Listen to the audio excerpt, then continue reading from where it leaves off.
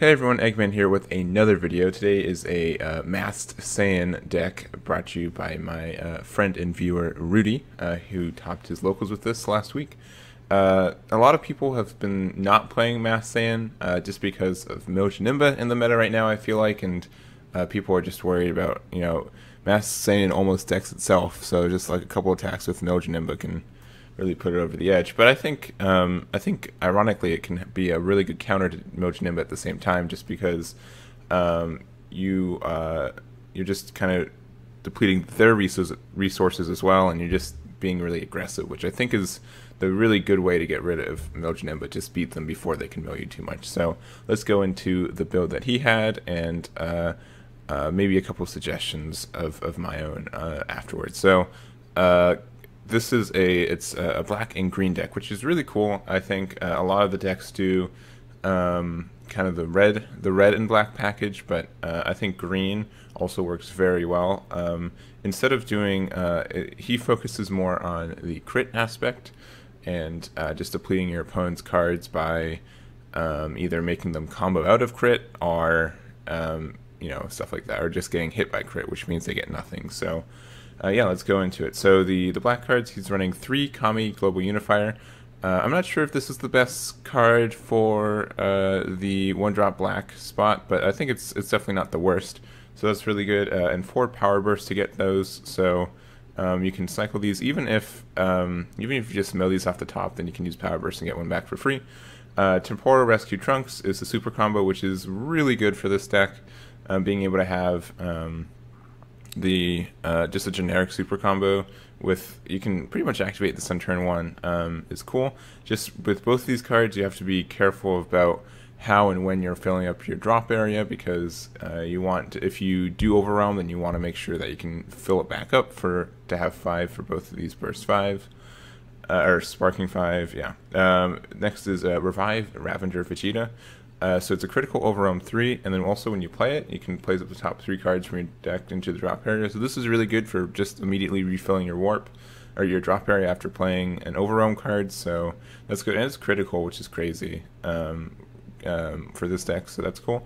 We've got 2 of the Relentless Destruction Mirror, which is essentially crit because they have to drop a card from their hand. And then also we have Desperate Onslaught Bardock. This card is really good for finishing the game. So it also has crit. When this card attacks during the turn you play it with Overwhelm, your opponent may not combo with the same combo with battle cards in the battle area or activate blocker for duration of the battle. So really good for getting around blockers. They pretty much have to negate this, and once again it's also crit, so that's really powerful. Next is 2 Trunks Power Overseeing Time. This is an old one that doesn't really get seen play very much, but this is really good for recycling anything that got sent to your drop with any of your abilities, and additionally it has double strike already. And if you need to get like another Champa for game later, then that is a really good call there. Next up is Mirror Create Absorb, because why not? It's just I don't know, it's really good for finishing. You know about this card. This card's good. So there's that. Going into the green package, we have 4 Infernal Emperor Frieza. Just this help you just awaken, which is really helpful. Just being able to play it for just a 10k body that you also take a life is really good. Newfound Power Son Gohan. This is also good for just doing giving a lot of pressure. It's a 10k crit or 15k crit. And you take a life, so you help self-awaken as well. You want to awaken with this deck as fast as possible. The only deck I can see you not wanting to do that against is if you're playing against either Storm or Cell.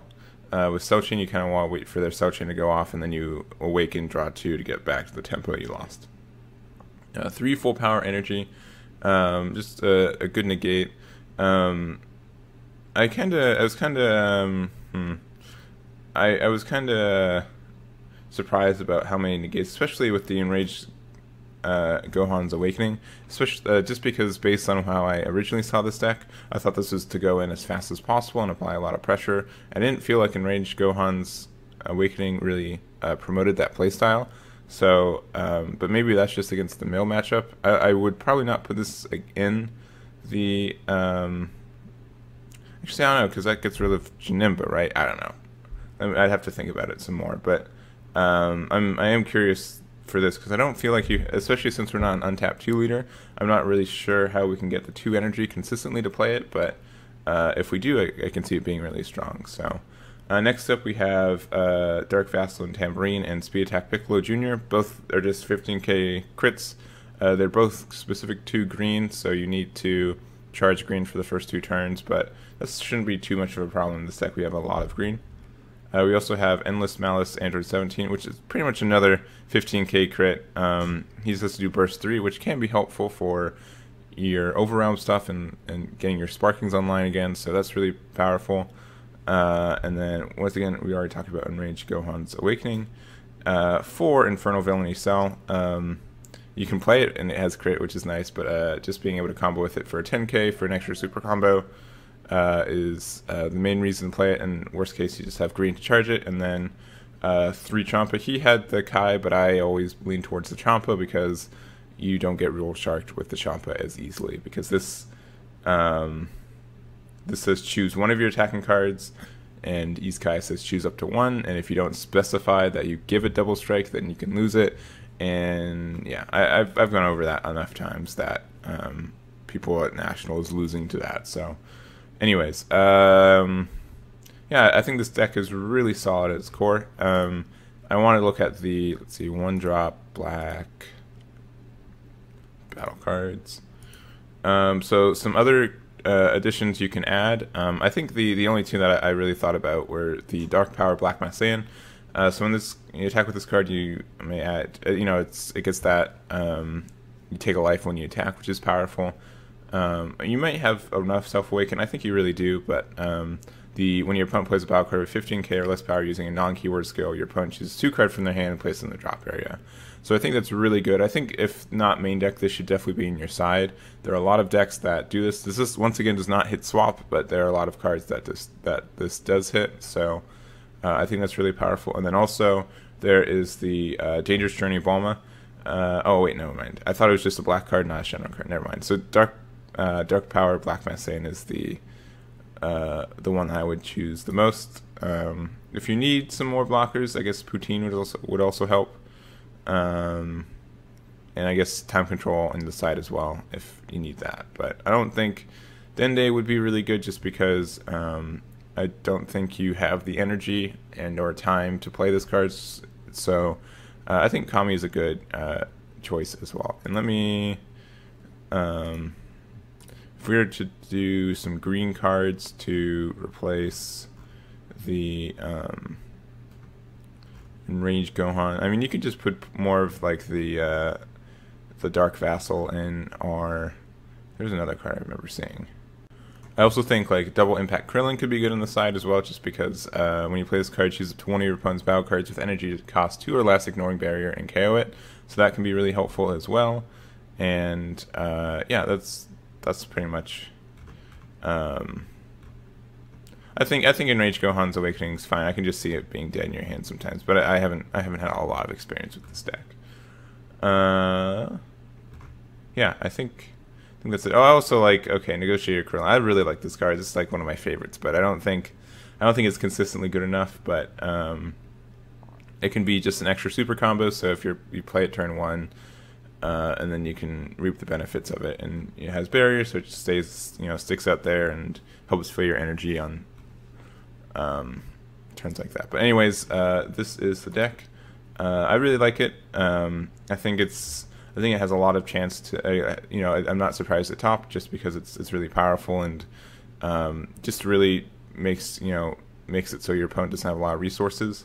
The only other thing I would add was I would consider adding some more Champas or even add Kais.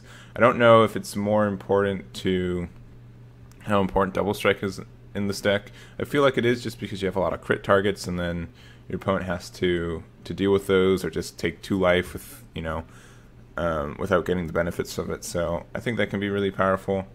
So I definitely would consider adding more of these. I don't know if you'd want to take out, like, you could probably even take out these Gohan's Awakenings.